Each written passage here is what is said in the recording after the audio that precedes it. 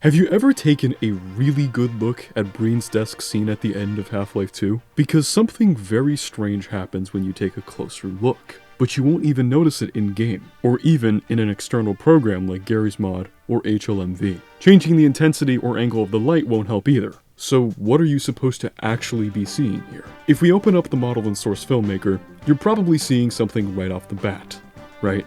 Well, let's zoom in a little bit. If you look closely, you'll notice that there is a face imprinted on the side of the desk. The most immediate and important question is, who is this guy? Why is he on the desk? The most understandable conclusion to come to is that this is either William Shakespeare or Karl Marx. Neither is correct, and are merely just assumptions. We do, however, have a factual answer as to who he is. While characters like Breen, Father Grigori, and Eli all have facial hair, they don't have hair like the one on the desk man. This tells us that this character is never seen explicitly in-game, and may in fact be a leftover from development. By using the power of huffing gasoline, we can enter into subspace and read search references on the internet 80,000 times faster. This leads us to an IGN video which showcases Half-Life 2 developers reacting to a 50-minute speedrun. During the Black Mesa East chapter, developer Adrian Finnell remarks that, "My favorite thing about Mossman, okay, was when Scott Dalton got hired, and he went through the game files, and he saw a model called mossman.mdl, and he thought, holy crap, they have a Mossman, like a man made out of moss, like Swamp Thing. And then he loaded up and he was hurt. A man made of moss. That's rather interesting, isn't it? Obviously, Mossman in the retail version of Half-Life 2 is simply just Judith Mossman. This in itself does beg the question, though. Why would anyone's last name be Moss Man? If anything, this suggests that perhaps Scott Dalton, at a point, was actually correct. That there was a man made of moss in Half-Life 2. In order to learn more about who the Moss Man is, we need to further dig into Dr. Breen himself. One of the most notable things about Breen is that we never see his living quarters, only the office with his desk. However, upon being brought into his office later in the game, we can see a mysterious door in the hallway leading up to it. If we break free from Dr. Breen's wild ride, we can use noclip to enter the room.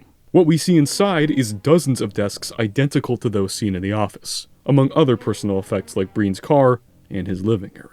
At the rear of the room, we can find a corpse, a body burned to a crisp, perfectly tender and charred for a delicious barbecue at your nephew's wedding.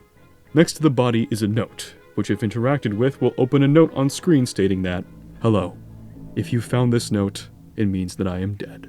During the development of Half-Life 2, I was an employee hired to help work on the new engine architecture to better optimize the game for the physics system. One day I went into Gabe Newell's office, and I observed his knife collection. He had wanted me to get his patented Rainbow Dash karambit for his daily meat smoking ritual, where he smokes a rack of ribs, and proceeds to cut them up and baste them in barbecue sauce for the team. Curiosity got the better of me, and I decided to look at his PC. What was Gabe working on? After all, Half-Life 2 was about to ship in just a few weeks. It made me wonder what great surprises he had in mind for the team. Instead, what I found was a project. An experiment to create a man made of moss. As it turns out, Newell is part of an alien cabal who worships birch trees. So I stopped him. I used dark magic to seal in the demons, and they were forced into Breen's desk. Unfortunately, Newell found out, and he sealed me in the game forever. Now that we know who the Moss Man is, and why he was sealed into Breen's desk, it begs the question as to why Newell was trying to create him. There's unfortunately no concrete answer to this, but we can theorize as to why based on existing evidence. For one, it's well known that Newell is a huge fan of the country of New Zealand, a place known for its natural beauty, among other things. Newell has previously made remarks about his love for the country, and even applied for residency there in 2021.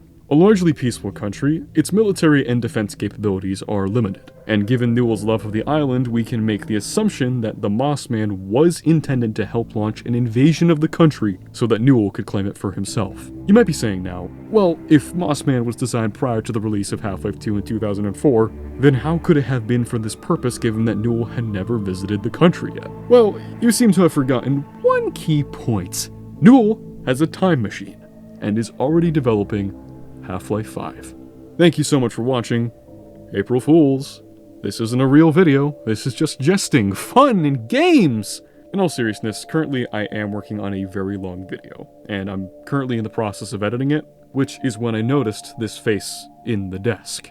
So, I thought I'd make something short and sweet in the interim, given that this video is taking me so long to finish. So stay tuned, And if you want to keep up to date, consider following me on Blue Sky. And of course, as always, subscribe. Take care, and peace be with you.